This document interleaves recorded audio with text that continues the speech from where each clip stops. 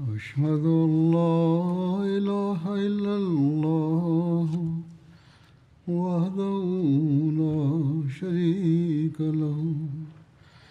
وأشهد أن محمدا عبده ورسوله أما بعد فأعوذ بالله من الشيطان الرجيم بسم الله الرحمن الرحيم الحمد لله رب العالمين الرحمن الرحيم مالك يوم الدين إياك نعبد وإياك نستعين اهدنا الصراط المستقيم صراط الذين أنعمت عليهم غير المغضوب عليهم ولا الضالين 記述を述べましたが、今日はさらなる詳細を述べたいと思います。この遠征が発生した理由について、この遠征の直接的な要因としては、クライ種族がフデイビア条約を一方的に破棄したからです。そして聖なる預言者サラサラムが使わした施設に対して傲慢に私たちはもうこの和睦条約を破ると言い、そして私たちは聖なる預言者に対して戦を始めると、聖なる預言者がその知らせを受け取ると、聖なる預言者はすぐさまメカの方に方向を定めたのです。彼らがいかにこのフデイビアの和睦条約を破棄したかというと、フデイビア条約が締結されたとき、アラブのどの部族であれ、聖なる預言者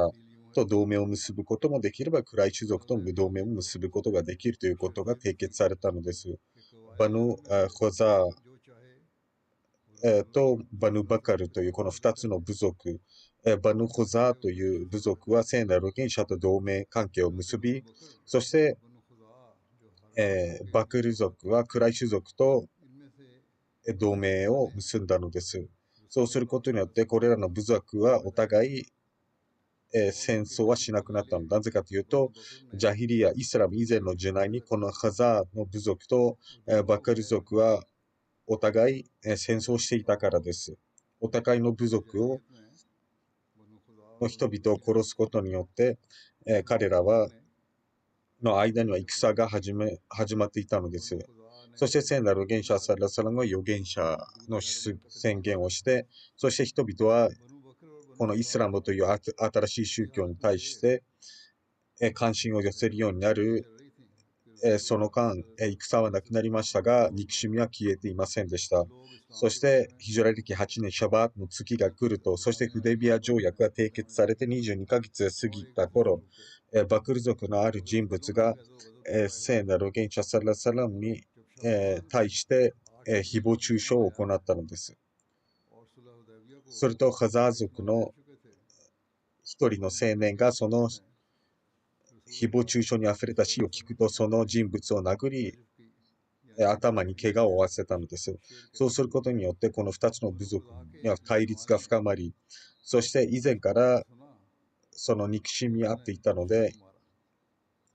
この誹謗中傷したバツクル族の人物は、彼はバヌーザクル族でもヌファーサという家系出身の人であり、そしてこの相手の頭に怪我をしたカザー族の青年は、そのバクル族はクライシュ族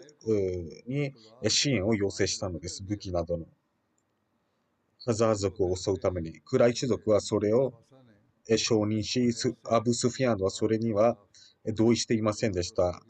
そのアブ・スフィアンはその相談にも含まれておらず、そしてそのことすら知らなかったのです。また別の伝承によりますと、彼も相談に参加したということですが、その支援を断ったという説もあります。彼は戦うことを拒否しましたが、クライ種族は軍馬、兵器、兵員などの支援を始めたのです。彼らは密かにカザー族を襲撃したのです。そうすることで相手の隙を狙ったのです。カザー族はそのフデイビアの和睦条約によって自分たちは守られていると感じていました。しかし、クライチュ族とバヌーバカル族はアティという場所で落ち合う約束をし、これはメッカから16kmほど離れた場所にあります。位置しています。カザー族はそこに居住していました。この敵対者たちはそこで落ち合い、そしてクライシュ族の指導者たちは変装しており、顔が見えないようにしていました。その中にはサファーンビン・ウマイヤ、イクラビン・ビン・アビジャハル、ホエテ・ビン・アブル・ウザ、シャバ・ビン・ウスマン、メクラス・ビン・ハフスなどの人々が含まれていました。そして彼らの奴隷たちも引き連れており、そしてバクル族の指導者ノフルも含まれています。カザー族は、油断して夜、眠りに落ちていました。ほとんどが、老人や女性、子供たちであり、クライシュ族とバクル族は彼らを襲撃して、多くの人々を殺めました。中には、そこを逃れて、ハラムの地域に入った人たちもいました。すると、バクル族のリーダーであったノファルに対して、クライシュ族は対してこう言いました。私たちはハラムの領域に入ったので、私たちはカーバの神殿に誓って保護を求めます。彼は、ノファルは傲慢にも、もう今日は誰も守ってくれる人はいないと言って、多くの人をそのハラムの領域でも殺害したのです。合計20人ほど殺害したと言われています。後にクライ種族は、この行いを後悔し、そして心配しました。なぜかというと、彼らのこの行いによってフダイビア条約が、保護されることになったのです。聖なる現者サラサラ。スヘルビン・アマルはノファルに対してこう言いました。私はあなたとあなたの仲間にと一緒になって人々を殺めました。あなたはそのことをよく知っています。あなた方が彼らを殺戮し、そして他の人々も殺めたと、手にかけたと。しかし私たちはそれには従わないと。ですからもうここでやめなさいと。でノファルは今日、それをほっとき、そして言ってしまったのです。そしてハリス・ビン・ヒシャン、アブドゥラ・ビン・アビ・ラビヤ、彼ら二人一緒になって、サフワン・ビン・ウマイヤ、スヘル・ビン・アマル、イクラバ・ビン・アビ・ジャハルと共の元へ行き、そしてハザー族に対して、バカル族を支援したことを非難しましたけど、私たちはもう和睦条約を結んでいたのに何ていうことをしたのだと。なぜかというと、私たちとムハンマドの間に結ばれたこの条約を保護するものだと非難しました。ハリス・ビン・ヒシャンはアブスフィアンの元へ行き何があったかと報告しました。アブスフィアンはそれに対して、私はこの出来事に参加していませんでしたが、無関係でもありません。これはあってはならないことだったと。神に誓ってムハンマドは私たちに対して戦を仕掛けるでしょうと。アブスフィアンはさらにこう言いました。私の妻ヒンドが私に教えましたが、彼女は恐ろしい夢を見たと。彼女は夢の中でフジュンという山がありますが、そこから血が流れてきて、そしてハンダマまでに着いたと。ハンダマはミナの道中にある、メッカの有名な山の一つですが、そして人々はそれに怯えていたと。つまり血がずっと流れてきたという光景を見て人々はおじけづいていると。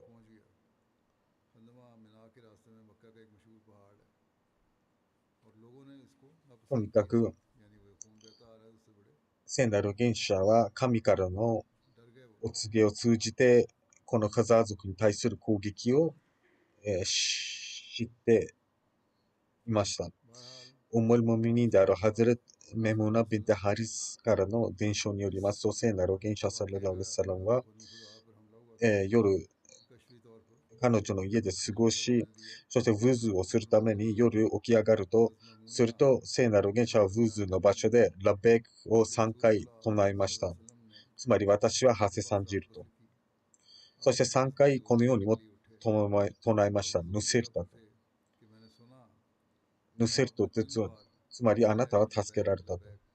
そして聖なる元首は渦を終え、お越しになると、私は聖なる元首に尋ねました。聖なる元首よ。私はあなたが3回ラベークの一端を聞き、そして3回ヌセルタというのを聞きました。あなたは誰かと喋っておられたのですかと。すると聖なる元首はこのように言いました。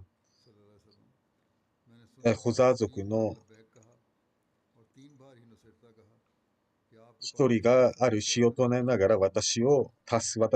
けを求めていたと。その幻影で。そして暗い種族がそのバカル族を支援したということを知らせてくれたのです。そしてハズルメムムナによりますと、3日後、聖なる元首アサラサラは人々に朝の礼拝を引率し、そして私はある人物がこのような死を唱えているのを聞きました。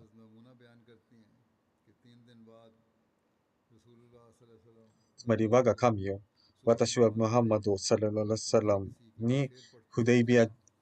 私たちの先祖たち、そして彼らの先祖たちの間で結ばれたその条約、そして別の伝承にありますと、その日の朝に、つまり、その襲撃事件があった夜に、聖なる元首はハゼル大社にこう言ったと伝えられています。アイシャよ、ハザー族には何かあったようだと。それとハゼル大社はこう言いました。神の預言者よ、暗い種族がその和睦条約を結ぶ度胸を持っているでしょうかと。あなたと間に。もう彼らはすでに戦争で疲弊している状況であなたと結んだその条約を破るでしょうかと。すると聖なる元首はこう言いました。神の定めによって彼らはその条約を保護するだろうと。すると神の預言者はそれには私たちによっていいことがありますかと聖なる預言者ははい、私たちにとってはいいことがありますと。つまり彼らが条約を破ったのは神の定めであり、そして彼らはそのことを後悔するだろうと。ハズル・ムスリムラダラのもこの出来事についてこのように述べています。ハズル・メムはこのように言いました。ある晩、聖なる元首が私の家にいたとき、聖なる元首サラサランは眠っておられ、そしてタハジュッドの礼拝のために起き上がると、ウズをしながらこう言いました。そして私はこの声を聞きました。聖なる元首は、ラベーク、ラベーク、ラベークと3回ほど唱えました。そしてその後、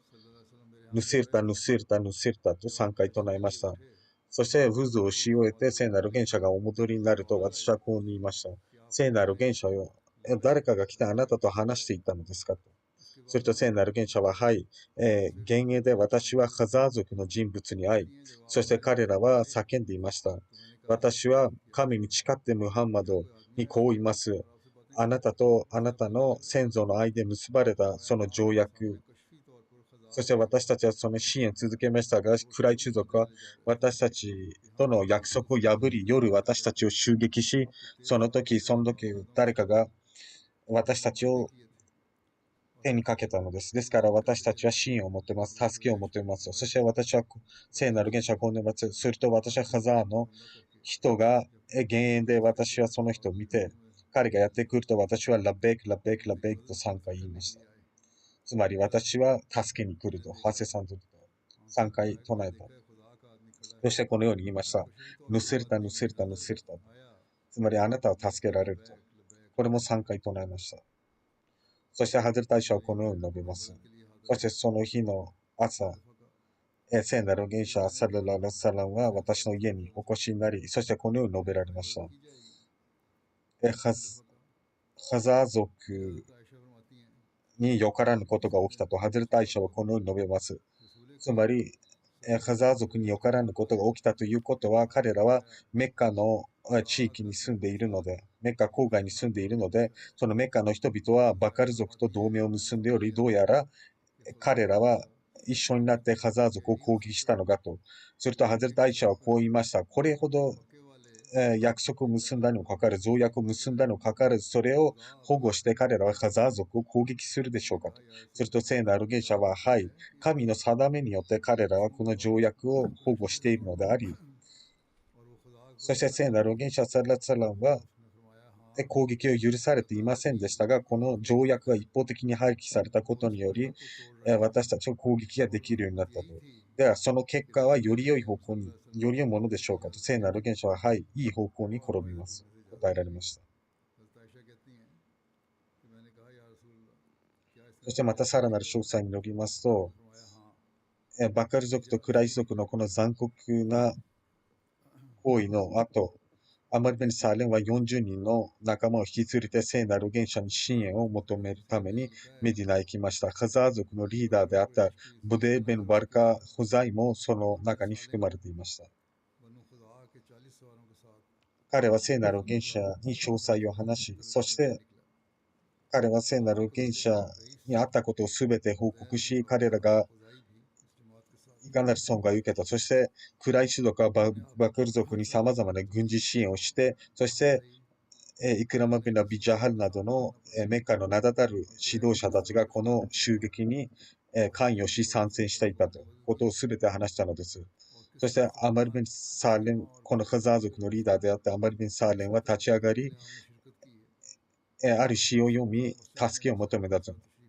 その中で一つの詩は、一首は、我が神よ、私は私の先祖たち、彼らの先祖たちの間に結ばれた条約を思い出させます。聖なる元首はこう言いました。アマリビン・サーレム、あなたは助けられると。そして、ハズレット・アブドゥラ・ビン・ウマによりますと、ファザー族の使節団が聖なる元首のもとへ到着すると。そこで聖なる元首は彼らに、あなた方の考えでこの残酷の行為は誰がしましたかと。彼らはバカル族であると答えました。すると聖なる元首はすべてのバカル族ですかと尋ねました。すると彼らは、いいえ、その中でもナファサの家系でノファルという人物が指導者で、でもしかしこれはバカル族の氏族であると行われました。そしてカザー族の使節団がすべて起きたことを聖なる元首に報告すると、聖なる元首はそれぞれ一緒になって帰るのではなく、別々で帰るように指示なされました。なぜかというと、彼らが聖なる元首と会いに来たことを知られないようにするためでした。隠密に行動するために。すると、ハザー族はそれぞれ別々に行動して、そのまま帰っていきました。道中、沿岸地域を通って帰った人たちもいれば、ブデールベン・ワルカは普通の道を通ってあると。それと、ハズレタ・アイシャレタランナによりますと、このカーブ族に起きた出来事に関して聖なる元首は非常にお怒りになり、ここまでお怒りになった姿を見たことがなかったと述べられました。ハズレット・イブネ・アバース・レタラナからの伝承によりますと、聖なる元首のカザー族にあった出来事について知ると、すると彼はこう言いました。神に誓って、私の命を握っている神に誓って、私は自分の家族を守るとの同様に彼らを守ると述べられました。そして、アゼムスムレタラはこの遠征についての詳細をこのように述べています。ヒジュラ歴8年のラマダーンの月に聖なる元首サララサランは最後の戦のために出陣しました。それによってアラブにイスラムが確立されたのです。何があったかというと、フデイビア条約が締結されたとき、そのアラブの部族の中で、クライ種族につきたい部族はクライ種族につくことができ、聖なる元首側につきたい部族はつくことができるということを定めて、そして10年間は停戦することに同意したのです。誰かが誰かを一方的に攻撃して破棄する場合は除いてと。すると、バクル族はクライ種族と同盟し、そしてカザー族は聖なる元首と共に同盟を結んだのです。そして、メッカの不信者たちはそのような条約、和睦条約を守る傾向はあまりあらず、そしてバカル族はハザー族と前々から対立していたので、フデイビア条約が締結されたしばらくすると、彼らはクライ種族と、相談して、ハザー族はその和睦条約の後、油断しているといい、今が、仇を取るチャンスだと。そしてクライ種族と、このバカル族は夜、ハザー族を襲撃して多くの人を手にかけました。そしてハザー族がクライ種族が一緒になってバカル族を攻撃したことをすると、彼らはすぐに40人の使節団をメディナに向けて派遣したのです。そして聖なる元首サラサラにその助けを求めたのです。その同盟関係にあるために私たちの仇を取ってくださいと。そしてメッカに対しても、遠征を行ってくださいと。聖なる元首はすぐに、あなた方の痛みは私の痛みであり、私はもちろん約束を守ります。と述べられ、そしてその時、雨が降っていましたが、今この雲から雨が滴るように、私たちもすぐにこの軍勢を引き連れてあなた方の助けに馳せ参じますと。また別の伝承によりますと、聖なる元首ハズレット・ザラムラを暗い種族のもとへ派遣し、そして3つのうち、どこか1つを選択するように言いました。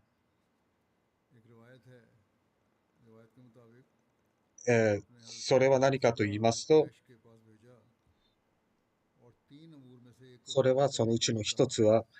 ハザー族で亡くなった人々の賠償金を払うか、それとも、彼らと関係を切るか、あるいは三つ目は、フデイベア条約を破棄するかと。ハズラツ・ザムラは聖なる預言者の、大使として彼らのもとを赴き、そしてハラムの扉の前で、ノックをして中に入っていきました。クライ種族は、ハズラツ・ザムラはクライ種族の指導者層に対して、私は聖なる預言者から使わされたことを述べ、そして聖なる預言者のメッセージを彼らに伝えました。カルダ・ベン・アブデ・アマルはこのように言いました。もし私たちがハザー族の亡くなった人々に対して賠償金を払えれば、私たちの家畜や食料らが全てなくなってしまう。これほど多くの賠償金を払うとなると、私たちを困窮すると。あるナファサ族との関係を断つということは、アラブの中では我ら部族であるから、私たちは彼らとの友好関係を断ち切ることはできないと。彼らと離れることはできないと。私たちはムハンマドと戦うことはできると。ですから私たちはもうこのフデイビア条約を破棄しますと宣言しました。ハズラツ・ザムラは聖なる元首のもとへ戻っていき、そしてクライ種族と話したことをすべて報告しました。そしてその後クライ種族はそれを後悔して、そしてすぐさまアブ・スフィアの聖なる元首のもとへ使わしたのです。アブ・スフィアンがメディナへ来たことに関して、神様はすでに神様に知らせていたのです。アブ・スフィアンが迎えているということ。そして聖なる元首サララレサランは、アブ・スフィアンがその和睦条約を再び締結するためにやってきました。詳細によりますと、聖なる元首サララレサランはアブ・スフィアンがメディナに来る前に、アブ・スフィアンがあなた方のもとへやってきていると。そして、フデイビア条約を再び再締結しようとしますが、しかし彼は怒って帰っていくでしょうと。彼の言い分は、拒否されると。ハリス・ビン・ヒシャム、アブドゥラ・ビン・アビラバイヤがアブ・スフィアンのもとへ行き、彼はこう言いました。このような条約で締結することはできないと。この問題を片付けなければ、ムハンマドとその教友たちが私たちを襲うと。すると、アブ・スフィアンと、彼の奴隷はラクダにまたがり、そして彼らはすぐにメディナへ駆けつけて、彼はまず自分の娘であるウメ・ハビバーのもとへ来ました。彼女は聖なる元首の奥方の一人でありましたが、アブ・スフィアンはどうにかして彼は聖なる元首の寝所に座ろうとしましたが、ウメ・ハビはすぐに寝床を片付けました。そしてアブ・スフィアンはこう言いました。我が娘よ。この寝床が私にふさわしくないとは、私がこの寝床にふさわしくないのか、どちらですかと、ウメハビバはこう言いました。これは聖なる元首の寝床であります。あなたは偶像崇拝者で汚れた人物でありますから、あなたのような人物が聖なる元首の寝床に座るのを決して好みませんと言いました。それとアブ・スフィアンはこう言いました。我が娘よ。私のもとを去った後、どうやらあなたは悪に覆われてしまったと。彼女はこう言いました。いいえ、アッラーは私をイスラムへと導き、そして我が父よ、あなたは暗い種族の指導者であります。なぜあなたはイスラムを受け入れることを躊躇しているんですかと。タブリーグをしたのです。布教したのは、あなたは偶像を崇拝し、彼らは聞くこともできなければ見ることもできないものを崇拝していますと。アブ・スフィアンはそこから立ち去り、そして聖なる元首サラサラのもとへ行きました。そして、その時聖なる元首はマスジドにいました。彼はこう言いました。ムハンマドよ、サララサラ。私はフデイバ条約が締結された時その場にいなかったと、どうかまた再締結して、そして猶予を伸ばしてくださいと、聖なる元首はこう言いました。アブスフィアーニ。あなたはただこのために来たのですかと。彼ははいと答え、聖なる元首はこう言いました。何があったのですかと尋ねました。アブスフィアンはこう言いました。神に保護を求めてフダイビア条約を私たちは守り続けますと。彼らが言ったことは間違っていると。私は決してそれに変更を求めませんと。聖なる元首はこう言いました。私たちもその約束を守っていますと。はい、条約を結びましたと。それに何も変更するつもりはありませんと。アブスフィアンはそれを復唱しました。しかし、聖なる元首は何も答えませんでした。彼はアブバカルタナのところへ行き、こう言いました。ムハンマド・サラサラムとお話ししてくださいと、あるいは、私たちの保護を宣言してくださいと、人々の。私の保護ですか？私の保護は聖なる元首の保護のもとにありますと。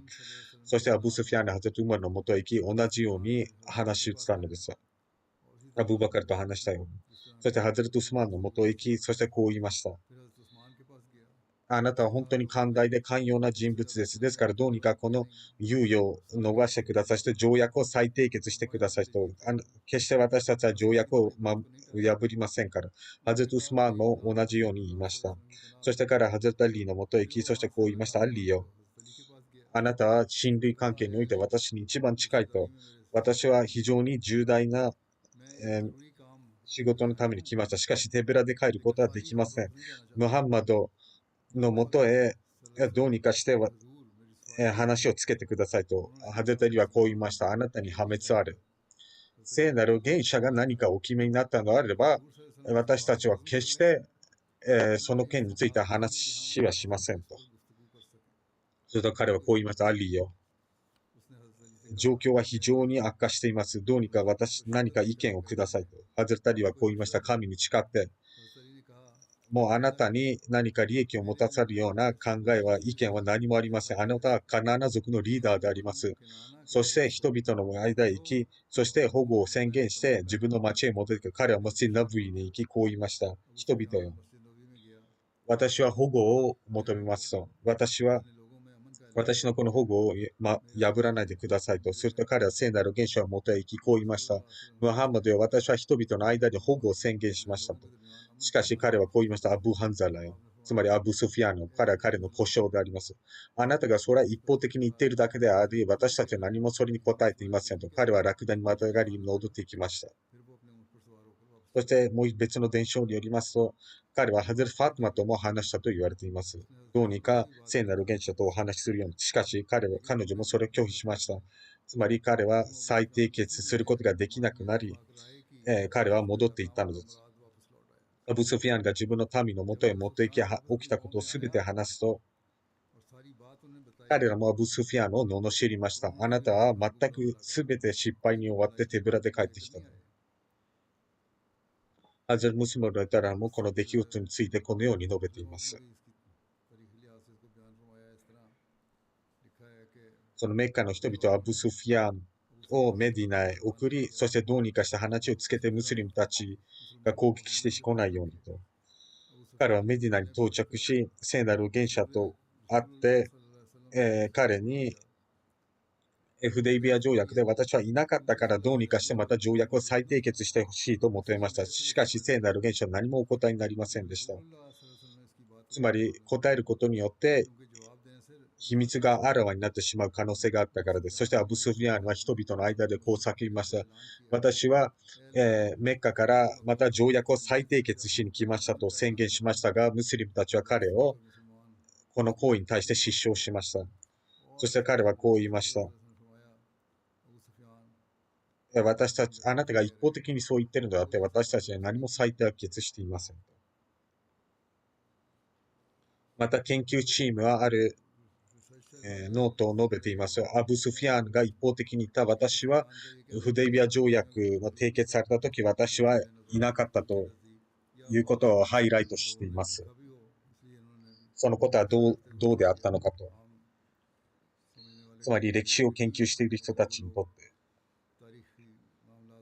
彼らがこの問題を提起するかもしれませんと。フデイビア条約は締結されたとき、私がそこにいなかったからというこのアブ・スフィアンの言い分に関して、なぜかというと歴史書などには、この時、つまり彼がメディナやった時、つまりフデイビア条約が締結されていた時、私はそこにいなかったというこの言い分ですが、多くの歴史書はそれに言及していません。もちろんこれにいくつかの歴史書にはこのような彼の言い分が残されていますが、ほとんどの歴史書はそれを取り上げていません。言及していません。そして3つ目に、そのフデイビア条約が締結されたとき、本当にアブ・スフィアンいなかったのかと。ワクディのケターブル・マガジーという歴史書、あとはシーラトル・ハルビアの別の歴史書などには、アブ・スフィアンのその場にいなかったとされています。しかし、多くの歴史書によりますと、フデイビア条約の時、聖なる元首サラサラムは、ハズレット・ウスマンのメッカへ送り、そしてアブ・スフィアンの他のメッカの、指導者たちに私たちは戦いに来たのではなくてということを、というメッセージを送ったということ、ということはその時アブ・スフィアンにいたということになります。もう一つ着目すべき点は、彼はフデビア条約の時に聖なる預言者と直接交渉したり、条約を締結するためには直接来ませんでした。彼はメッカのリーダー、クライ種族のリーダーであったにもかかわらず、もちろんメディナで言った彼のこの言い分、スレフデビアの時私はいなかったというのは、それはつまり、その実際に条約が書かれていた時にそこにはいなかったと。そこに現場にはいなかったということです。とにかく、あるいはこう言ったかと知りません。そこに私の署名はなかったと。しかし私が前述したように、これは研究チームのノートでありますけれども、しかし、この詳細は彼らが次に述べた詳細が拒否しています。つまり私はその場にいなかったと。つまり私の署名はなかったということと書かれていますが、アブ・スフィアンはそれを口実に条約を再締結しようとしました。しかしそれに何の問題はありません。彼がメディナについて、私はその条約の締結時にその場にいなかったということをする言い分は、もちろん彼が参加した、あるいはその場にいなかったというのは別々2つのことでありますが、しかし彼は様々な伝承からわかることは、自分がその場にいなかったことを発表しています。ハズレムスリムウラタラもこのことについて言及します。このようにアブ・スフィアンが言ったと。そしてその場にいなかったという説が、正しいです。もちろん私がその場にいなかったと。アブ・スフィアン自身がです。これはちょっと一つの問題を挙げましたが、しかしそれに何も問題もなく、何か特別なその後問題提起となるものはありません。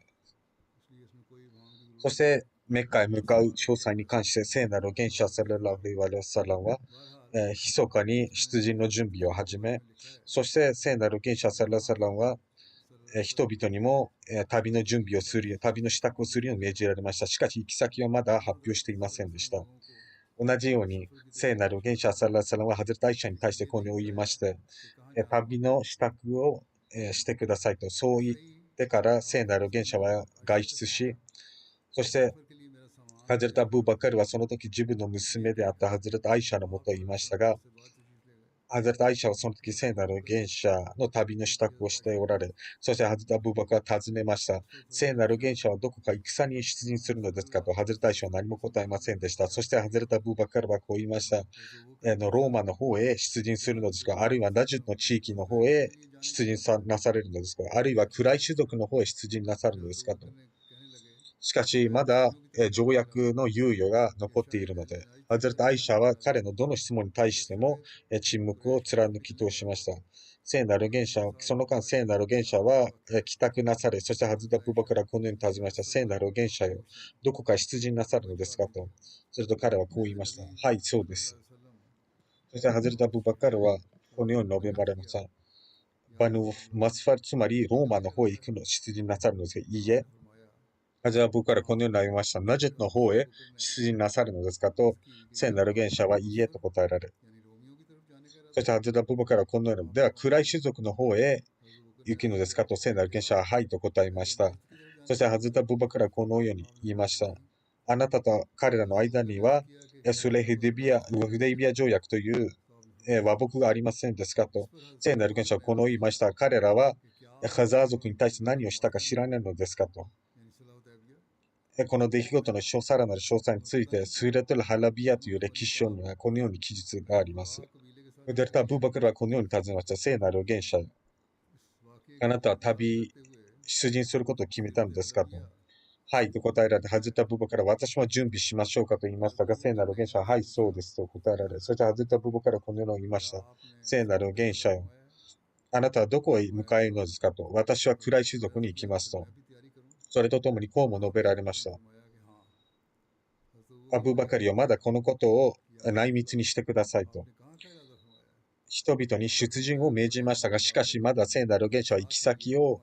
伝えていませんでした。その後、聖なる預言者サララサランは、周りの地域にそれぞれ部族たちにもメッセージを送りました。神と審判の日に信仰する人々を信じる人々は、ラマダンの日にメディナへ馳せ参じなさいと。すると、様々な部族がメディナへ集結し、そして彼らはアスラム族、ガファール族、ムゼーナ族、アシジャ族、ジュネーナ族などの部族が集まりました。また別の伝承でありますと、聖なる預言者サララサランは、まずはハズレタ・ブーバカルを呼び相談し、そしてハズレタ・ウマルを呼び相談なされました。そしてすべてのムスリムたちに出陣を命じたのです。この出来事に関して、ハズレタ・ムスリムのルダナはこのように述べています。聖なる預言者サラサランはある奥方の一人に旅の支度を命じられました。そして彼女が奥方の一人が旅の準備を始めると、聖なる預言者はハズレタ・アイシャにこう言いました。食料を準備するようにと。その当時はナッツ類などの食料を集めて、その準備を始めた。ハズレタ・アブーバカルは娘のもとを訪れて、この準備を見ると、アイシャは何をしているのですかと。聖なる預言者サラサラはどこか旅へ行くのですかと。彼女はこう言いました。はい、どうやら出陣するようですと。すると、聖なる預言者サラサラが私に旅の支度をするように命じられたのです。何か戦が始まるのですかと。まず大将はこう言いましたが、まだわかりません、何も。すると、聖なる預言者サララサラは、私の旅の支度を始めてくださいと。私たちは旅の支度をしていますが、どこへ行くかまだわかりませんと。2、3日経ってから、聖なる預言者サラサ、ハズレタ・ブーバカルとハズレタ・ウマルをお呼びになり、あなた方、ハザー族の人々が来たことを知っていますかと、このような出来事が起こりました。そして神様は事前に私にこの起きたことを知らせてくれたのですけど、彼らが裏切ったと。私たちは条約を結んでいるにもかかわらず。ですから私たちがここでおじけついてしまうのは、信仰に反することであり、暗い種族の前におじけづいて、出陣しないのは間違っていると。私たちはそこへ行かなければならない。あなた方の意見は何ですかと、ハズタ・ブーバカルはこう言いました。聖なる預言者よ。彼らとは条約が結ばれていますし、彼らはあなた自身の民ですと。あなたは自分の民を手にかけるのですかと。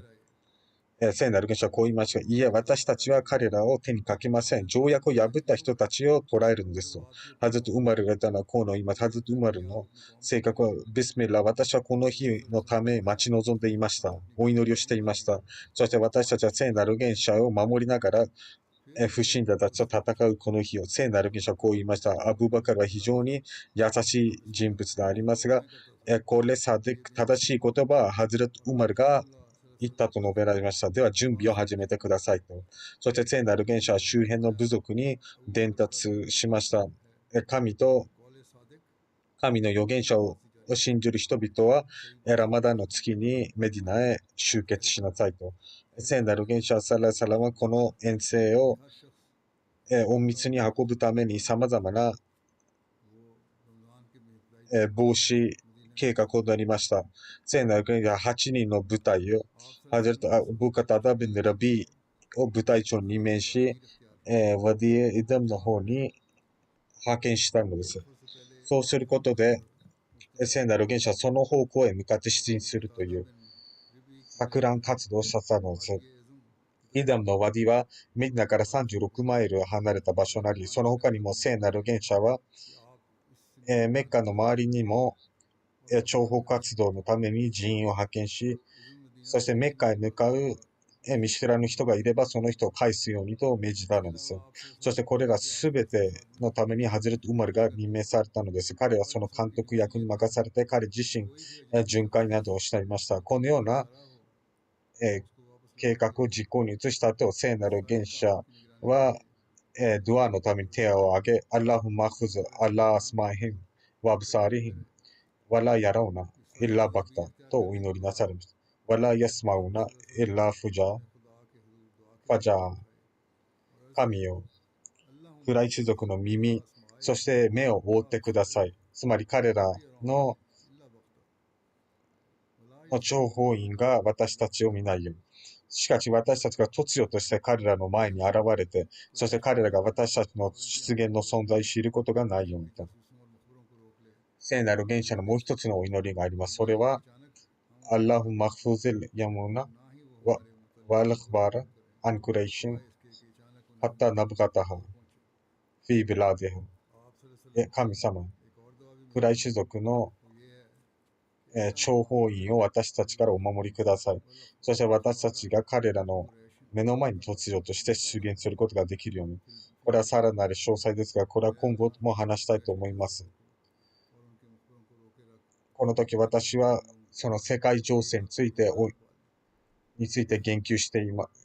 と思います。お祈りを続けてください。戦火が拡大する可能性がどんどんと広がっています。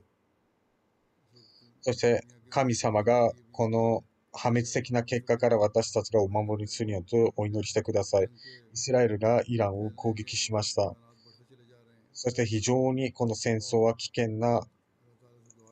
方向に向かっています。このイスラエルの政府は一つ一つの、ムスリムの国を潰すことを考えています。しかし、彼らはもう眠ったような状態でおり、他のことに気を取られて、何が起きているのかをしっかりと理解しようとしていません。ムスリムの国々はもうイスラムの教えにも従っていませんし、お祈りをしようとしません。このような状況下で大きな被る損害については彼らの想像も及ばないです。どうか神様が彼らに理性を与えて、そしてお互い団結するように。宗派が違うからといって、もうお互い、仲間になるようにするのではなくて、すべての国が今危険に陥っています。なぜかというと、アルコフロ・ミラトン・ワヒダとなっていることです。つまり、このクファール、不信者たちの国々は一つになったので、ムスリム諸国も一つにならなければ彼らの生き残る術はないでしょう。どうか神様が一人一人の罪なき人を、残酷な仕打ちを受けている人々をお守りし、そして私たちはお祈りに集中しなければ、どうか神様が私たちにその機会を与えてくれるように。